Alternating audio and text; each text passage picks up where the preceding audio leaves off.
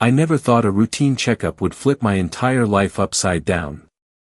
Honestly, I only booked the appointment because my wife, Emily, was out of town for a medical conference. She's a nurse, and for years she insisted on doing my health checks herself: blood pressure, blood sugar, even minor exams. I trusted her completely. Why wouldn't I? She was my wife. But the moment Dr. Raymond Carter looked at my scan, the room changed. His expression tightened. His voice dropped. "Jonathan, who examined you before me?" I laughed nervously. "My wife usually does. She keeps an eye on everything." He froze. Actually froze. Then he pushed his stool back, grabbed his gloves, and said in a sharp, urgent tone I had never heard from any doctor, "We need to run emergency tests right now. Because what I'm seeing should not be in your body. And your wife absolutely should have known." I sat there on the exam table, legs dangling off the edge, trying to calm the uneasiness crawling up my spine. Dr. Carter had stepped out for a moment to review something, but I knew that was doctor talk for something's wrong, and I need a minute to process it. I stared at the wall, pale blue, decorated with charts of the human body I must have seen 1,000 times before. But suddenly everything looked different. Sharper. Colder. Like I had walked into the wrong life by accident. I kept replaying his question in my head. "Who examined you before me?" It sounded harmless at first. Almost routine. But when I said, "My wife usually does," it was like dropping a plate onto concrete. His face didn't just change, it collapsed. And the worst part? I had no idea why. Emily had always been attentive, earnest, almost overly responsible. When we got married, she told me, "As long as I'm around, you'll always be healthy. I promise." I thought it was sweet.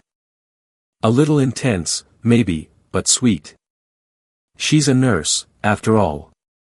Caring is her job. But now I wasn't so sure anymore. As the silence dragged on, I thought back over the past year, how things had slowly, subtly shifted. It started with the fatigue.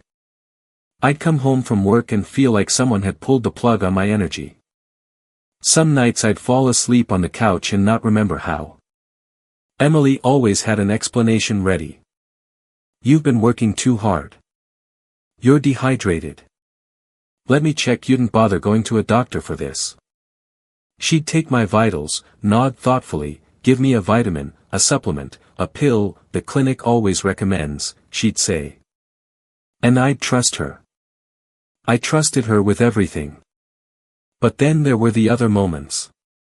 The ones I kept brushing off. Like the morning I woke up with a small bruise on my upper arm, perfectly circular, exactly where an 4-needle might go. Emily told me I probably slept on something. I believed her. Or the night I slept nearly 14 hours straight. 14. Emily insisted, "You finally caught up on rest," and smiled like that was good news. Looking back now, it feels stupid obvious even. But at the time, you don't suspect the person who kisses you goodnight. You just don't. The door opened, snapping me out of my thoughts. Dr. Carter walked back in, carrying my chart, but his expression, it wasn't professional concern anymore. It was fear. Not for himself, for me. "Jonathan," he said, pulling up a chair. "I need you to listen closely." My palms began to sweat. "I ran your preliminary labs and cross-checked them with the scan. There are abnormalities, serious ones. Levels that suggest you've been exposed to certain medications over a period of time." He paused. "Medications no one should be taking without strict supervision." I blinked. "Medications? I don't take anything besides what my wife gives me." As soon as I said it, I felt a chill roll down my back. That sentence, the way it sounded out loud, felt wrong. Very wrong. Dr. Carter kept going. "Jonathan, Something has been affecting your system for months. Possibly longer. And the markings I saw on your abdomen during the physical exam, well, they don't match a natural condition. I opened my mouth, but no words came out. He sighed and leaned forward, lowering his voice. I need complete honesty. Has anyone ever sedated you?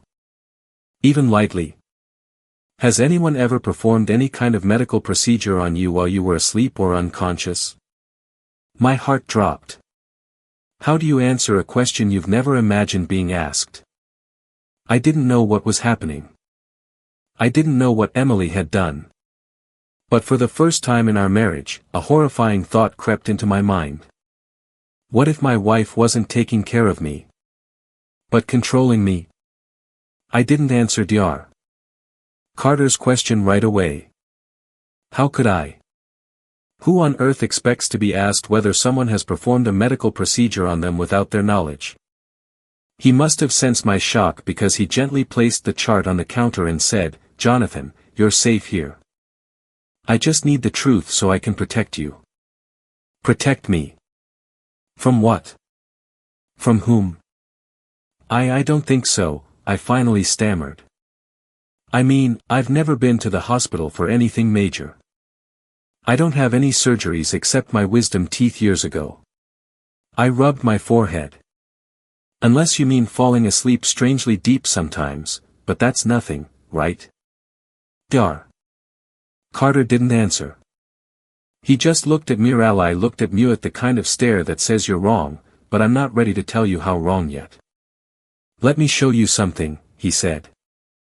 He walked to the computer, pulled up my scan, and pointed to a small image on the screen, a tiny cluster of what looked like irregular marks beneath the skin near my lower ribcage. Do you see these? He asked. I guess, I said, squinting. What are they? They're what made me stop the exam. He zoomed in.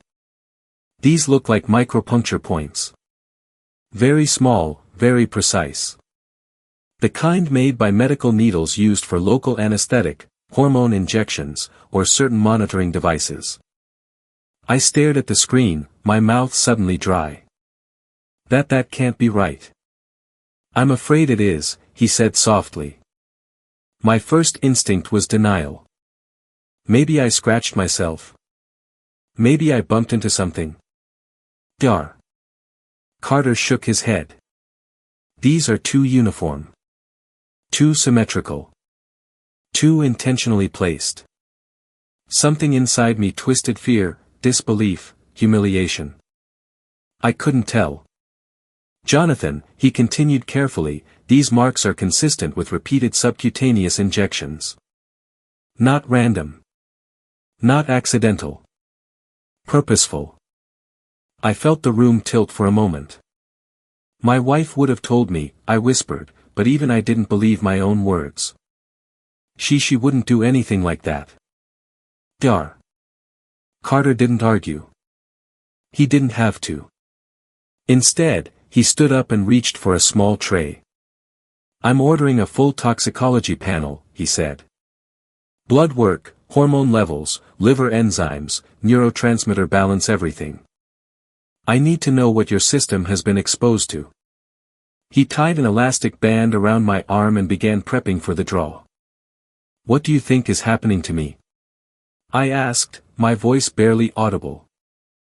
I won't speculate yet, he said, sliding the needle in with practiced skill. But your hormone levels from the initial test are inconsistent. They fluctuate in ways that strongly suggest external interference. I blinked. Interference? As in someone doing this to me? He met my eyes. That's one possibility. A tremor ran through my chest. I don't understand, I whispered. Why would anyone do that? The doctor hesitated. That alone terrified me. Jonathan, has your wife ever discouraged you from seeing other doctors? From getting second opinions? All the time, I said before I could stop myself. She always said she had it handled and that I didn't need to waste time or money. Dr. Carter nodded slowly. Has she ever given you medication without explaining what it was for? My throat tightened. Yes. Several times. Supplements, pills, she always said they were for stress, or sleep. And, he continued gently, are you absolutely sure you've never woken up feeling unusually groggy? Disoriented?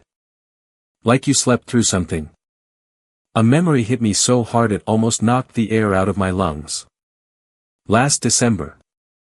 I woke up on the couch, head throbbing, mouth dry, with a faint taste of metal. Emily was wiping my forehead, whispering, you scared me, John, you were shaking in your sleep. At the time, I apologized for worrying her. Now, the scene replayed in my head with a horrifying new light. I think something might have happened once, I admitted. Tell me everything, Dar. Carter said, pulling his stool closer. And in that moment, I knew this was no longer just a checkup. It wasn't even a medical mystery. It was the beginning of something far darker. And I was finally waking up to it. Dar.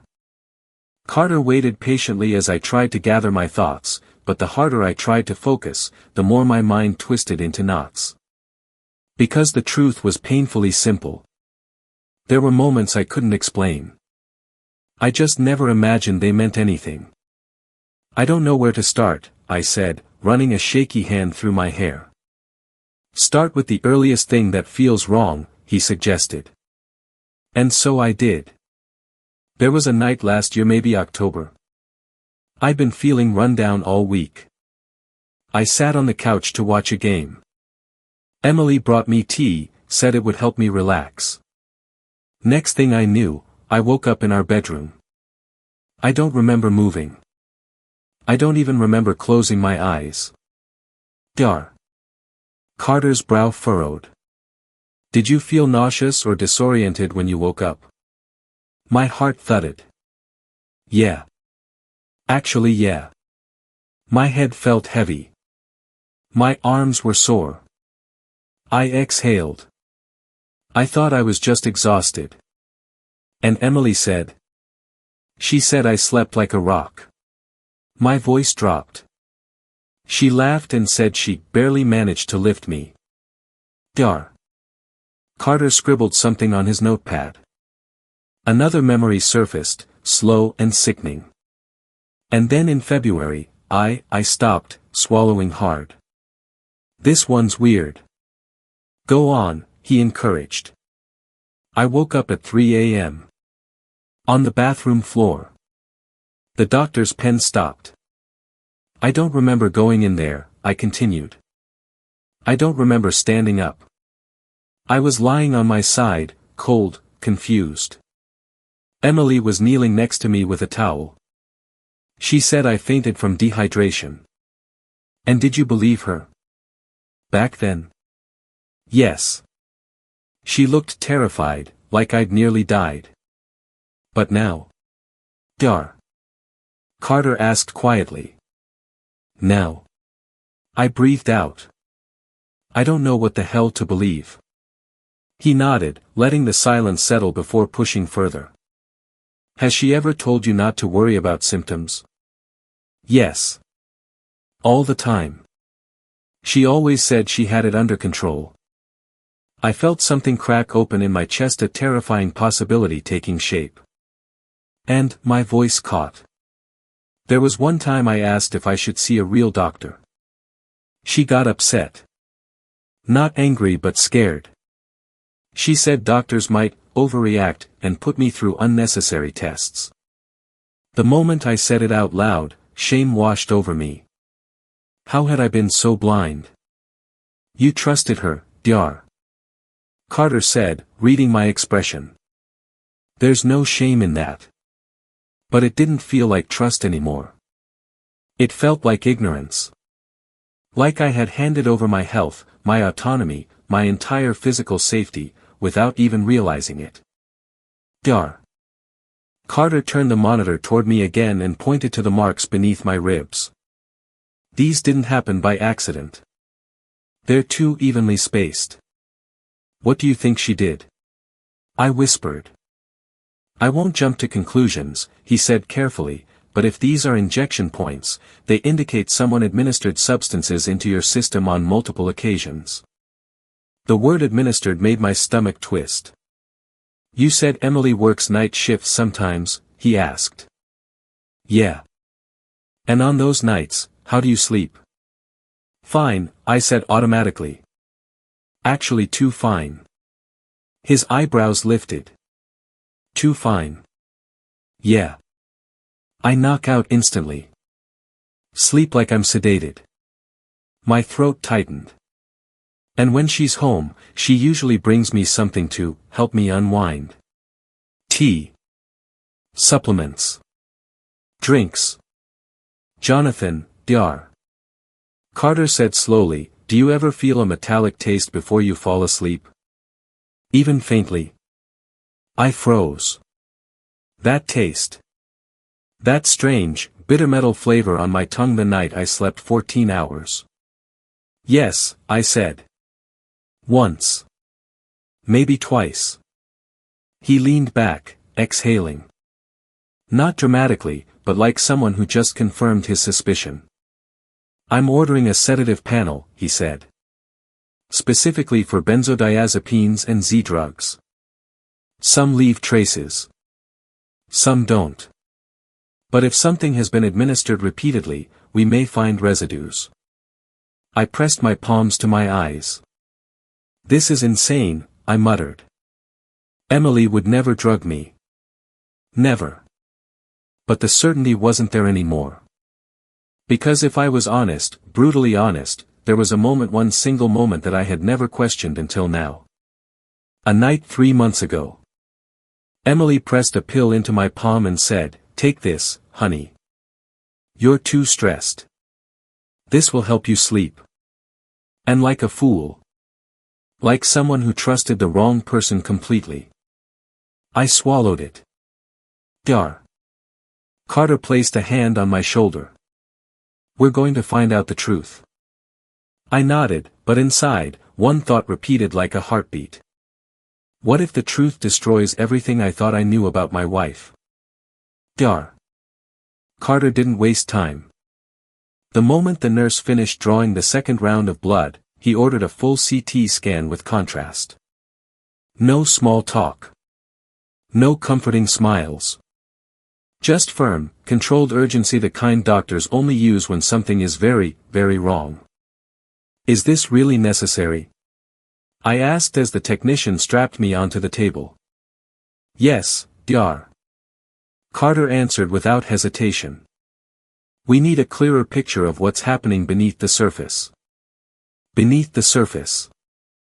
The words made my skin crawl. The machine hummed, rotating around me as I lay perfectly still. The cold contrast fluid flushed into my bloodstream, sending a wave of heat through my chest. I stared at the ceiling, counting the seconds, trying to breathe normally. Trying not to think about Emily. When the scan ended, the technician didn't say a word, just nodded stiffly and told me to wait in the exam room again. A few minutes later, Dr. Carter walked in holding the scan results on a tablet. His face wasn't just pale. It was drained, like every drop of certainty had been yanked out of him. Jonathan, he said quietly, I need you to prepare yourself. That alone nearly stopped my heart. He pulled a stool close to mine and swiped to enlarge an image. At first, it looked like static gray textures, blurred shapes, but then he zoomed again and again. Until I saw it. A tiny object, no larger than a grain of rice, embedded just beneath my left ribcage. Rectangular. Metallic. Absolutely not human. What is that? I whispered. Dr. Carter didn't speak for several seconds. He simply stared at the image, jaw flexing like he was trying to contain his anger. It appears to be a micro-implant, he finally said. A biomedical monitoring device. My mind blanked. A what? He exhaled slowly. It's used to track hormone levels, physiological responses, sometimes even glucose or heart rhythm. But Jonathan, these devices are not meant to be implanted without a surgical setting. Without sterilization. Without anesthesia. My whole body went cold. How did it get there? I asked, even though the answer was already clawing its way into my mind. There are only two possibilities, he said. Either it was inserted during a medical procedure you consented to. I've never had surgery except wisdom teeth. Or, he continued, locking eyes with me, someone with medical knowledge placed it there while you were unconscious. My stomach dropped. Emily was a nurse. Emily had full access to medical supplies. Emily had been monitoring me for years even though I never asked for it. No. No, not his couldn't be happening. That's impossible, I said, shaking my head. Emily would never. Jonathan, Dr. Carter interrupted gently but firmly, you told me you've woken up disoriented. You told me you've slept unusually deep. You told me your wife gave you pills and supplements without explanation. He tapped the screen. This didn't walk into your body on its own. I pressed both hands against my face. I need air, I whispered. That's understandable, he said. But I need you to stay with me a few more minutes. He stood, closed the door, and lowered his voice. There's something else. My heart hammered. What? He showed me another scan, this time of my upper abdomen. Faint internal bruising. Slight inflammation around the implant site. Signs of repeated pressure like fingers, or tools, had manipulated the area. These markings, he said, circling them with his finger, suggest someone physically pressed or adjusted the device after it was placed. I felt sick. Dr. Carter took a careful breath before continuing. I'm bringing in a forensic medical specialist. This is no longer just a health issue. This has legal implications. Legal. The word hit harder than anything else so far. I leaned back, gripping the edge of the exam table until my knuckles whitened. So you're telling me that someone, most likely my wife, drugged me, cut me, implanted something inside me and adjusted it over time? His silence was the answer. When he finally spoke, his voice held no softness, no gentleness, only truth. Jonathan, whatever this is. It wasn't done to help you. It was done to control you. My vision blurred. My breath came in sharp, uneven pulls. For the first time since all this began, I wasn't confused. I wasn't in denial. I was terrified. By the time Detective Beckett drove me home, the sun was sinking behind the trees, casting long shadows across the driveway like black warning signs painted on the pavement. 2 patrol cars were already parked outside. Yellow evidence bags lay open on the porch. My house. My quiet, familiar house. Looked like a crime scene. Detective Beckett turned to me. You'll stay with me the whole time. Don't touch anything unless we ask you to. I nodded, though my legs trembled as we stepped inside. The moment the door opened, a wave of cold air swept across my skin, not from the AC, but from the sudden absence of comfort. Everything that had once felt safe now felt intrusive. Wrong. Officers moved through the rooms in slow, methodical patterns, their gloved hands opening drawers, shining flashlights into corners I never thought twice about. But then one of them called out. Detective? You need to see this.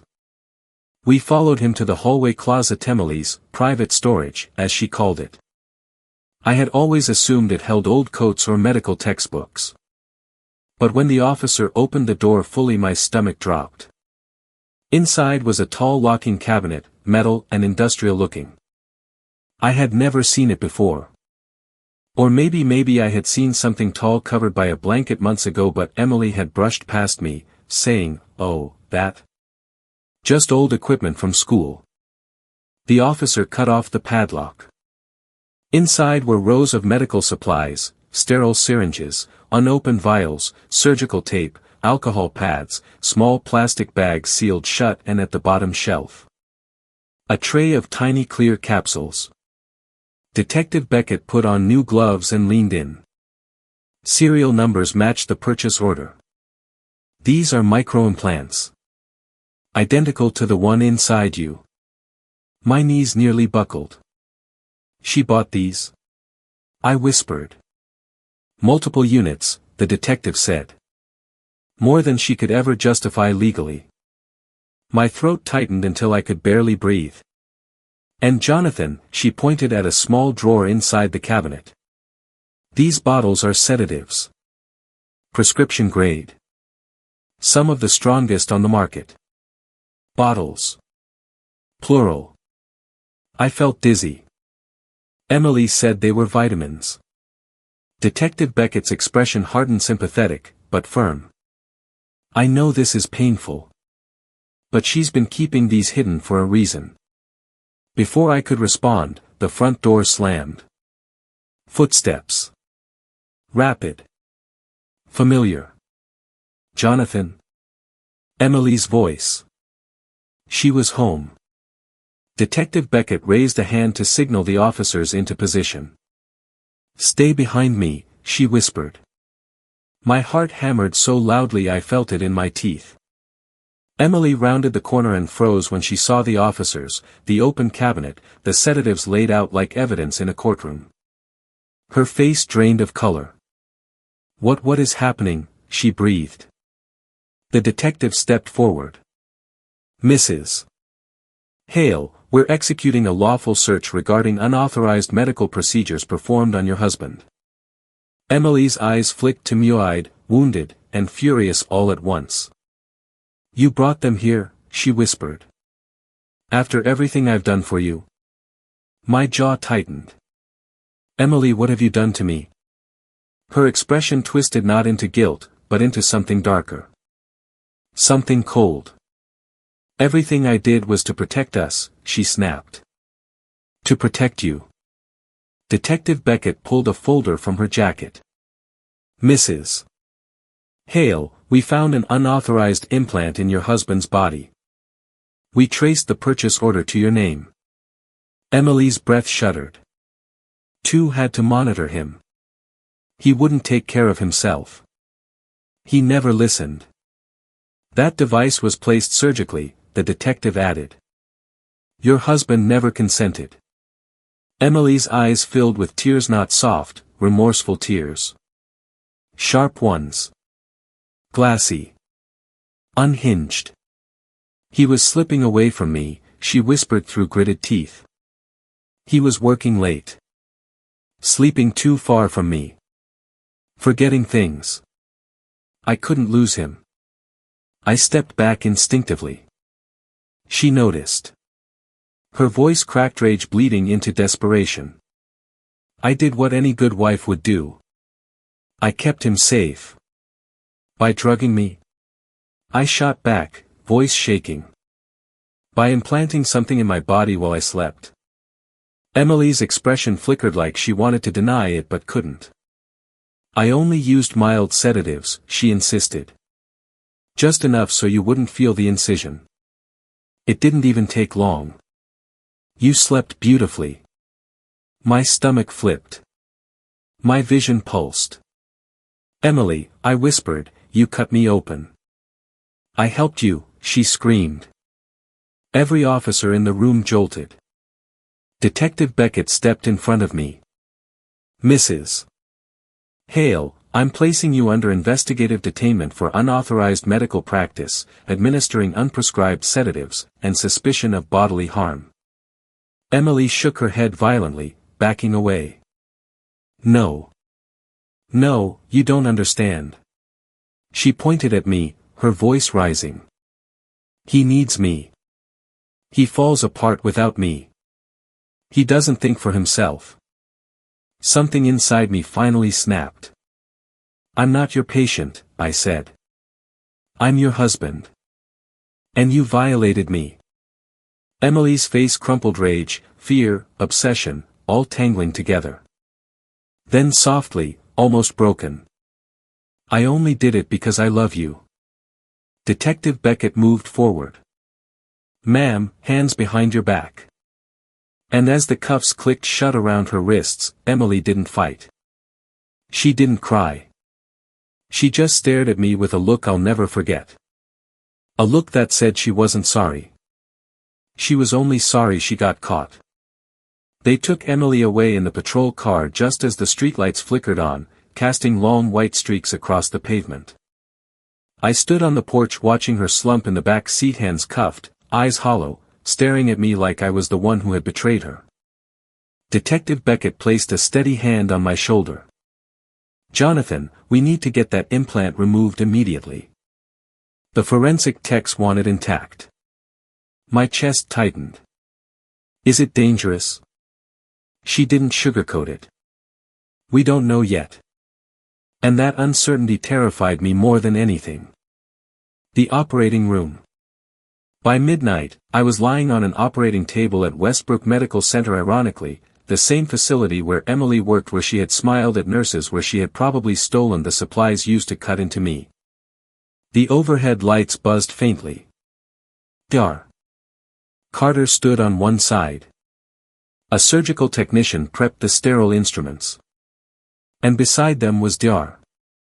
Lena Marwick, a forensic medical specialist flown in urgently after the scan images were sent to her department. "Jonathan," she said, leaning close, "I need to warn you. Micro-implants like this are not standard for home use. Whoever inserted this had medical training but not surgical clearance." Emily. God. It was Emily. I nodded, my throat tight.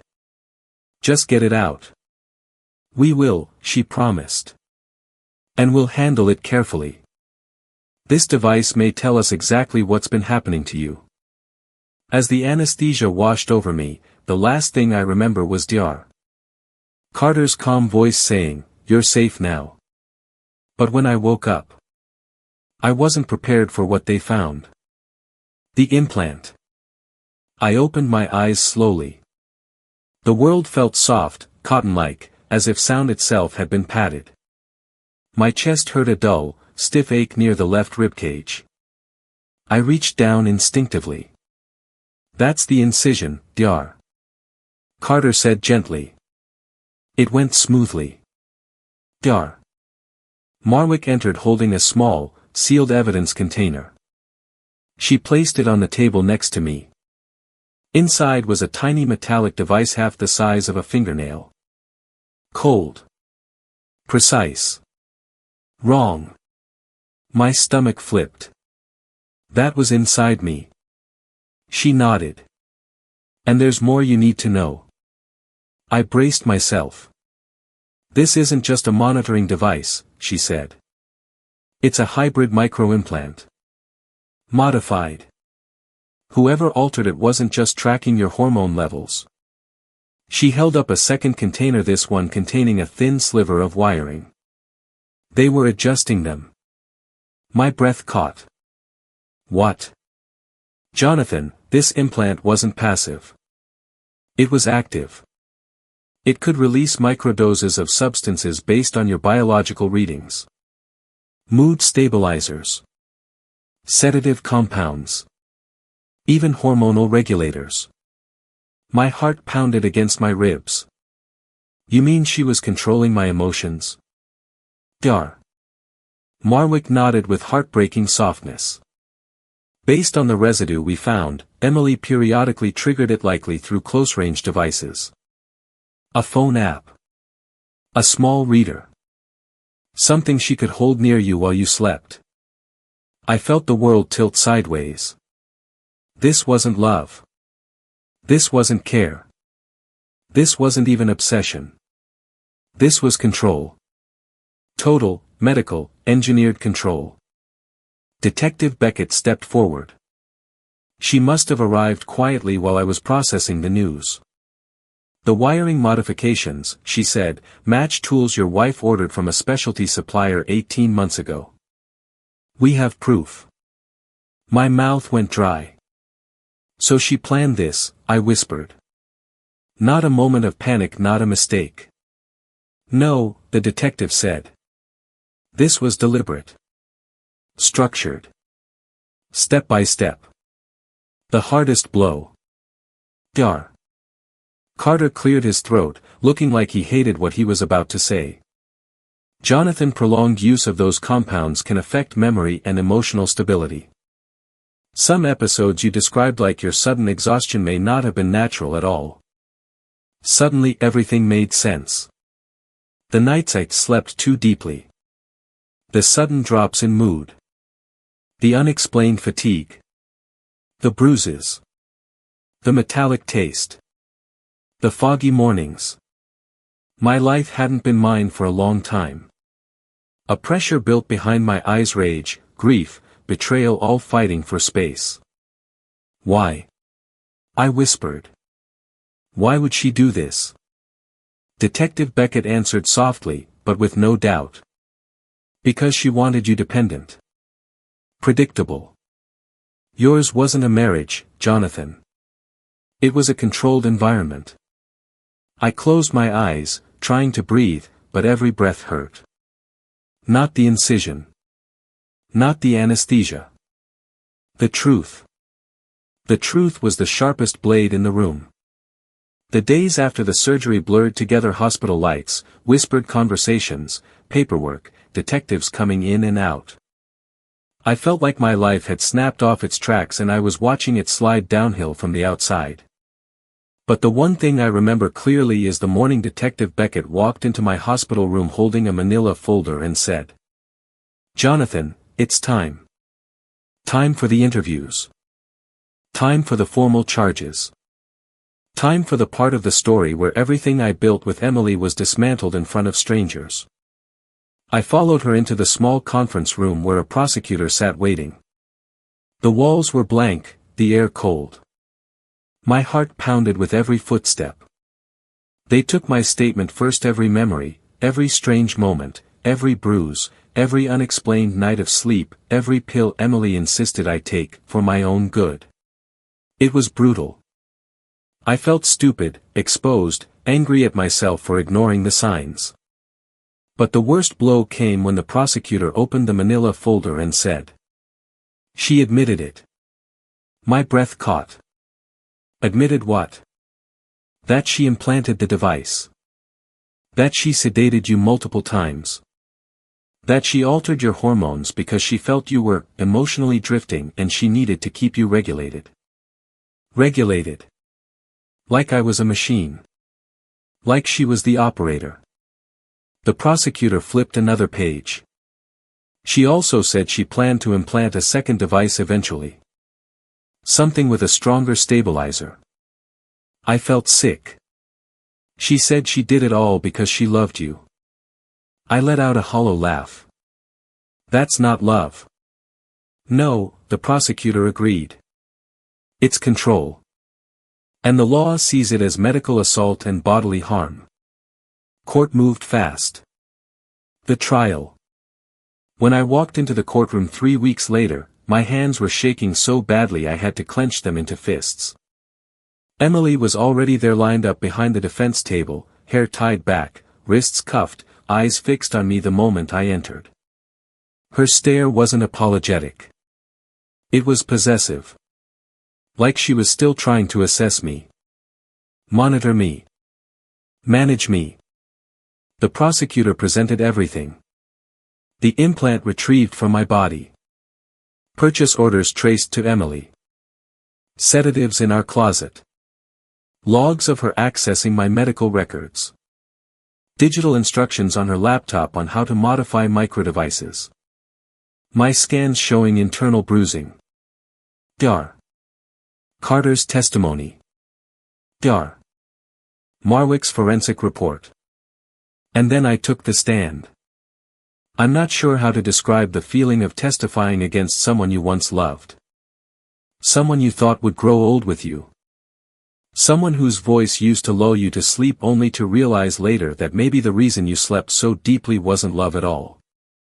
I spoke about the nights I woke up confused. The pills she gave me. The morning on the bathroom floor. The foggy memories. The growing fear. The violation.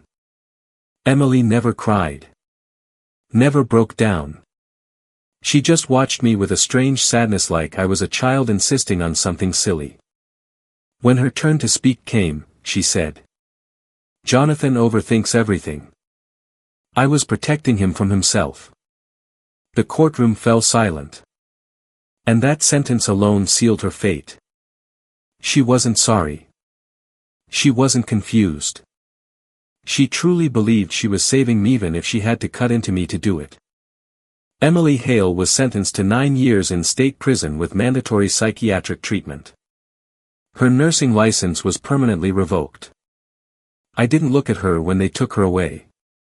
I couldn't.